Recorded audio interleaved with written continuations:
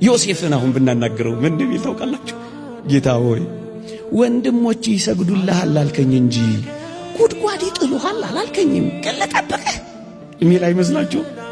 ይሰግዱልሃል ያለው ግን ያረገውታል። ጉድጓድ ውስጥ እኮ ነው የጣሉት። ግንስ ልጠብቅህን ቢለው ይጠብቀዋል አይጠብቀው? ተቃራኒ ነው፣ ግን ይጠብቀዋል።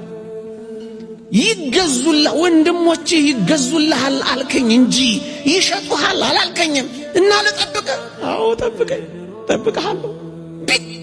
ተቃራኒ ቢገላበጥም እጠብቀሃለሁ። ከዋክብት ሳይቀሩ ፀሐይና ጨረቃ ሳይቀሩ ሲሰግዱልኝ አሳየኝ እንጂ መቼ እንዲጨልምብኝ አሳየኝ፣ ግን ልጠብቅህ። አዎ ጠብቀሃለሁ።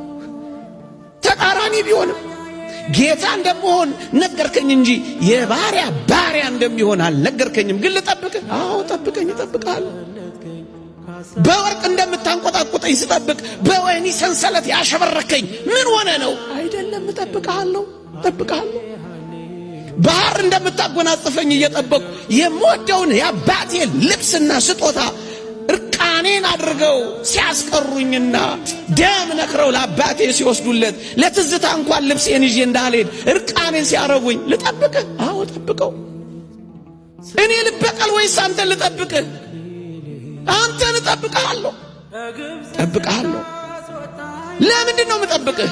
በጣም አስደናቂ አምላክ ነህ። አውቃለሁ፣ አውቃለሁ። እግዚአብሔር ሆይ አውቃለሁ። አምላኬ ሆይ አንተ እኮ በወህኒ ቤት በኩል የቤተ መንግሥት በር አለህ።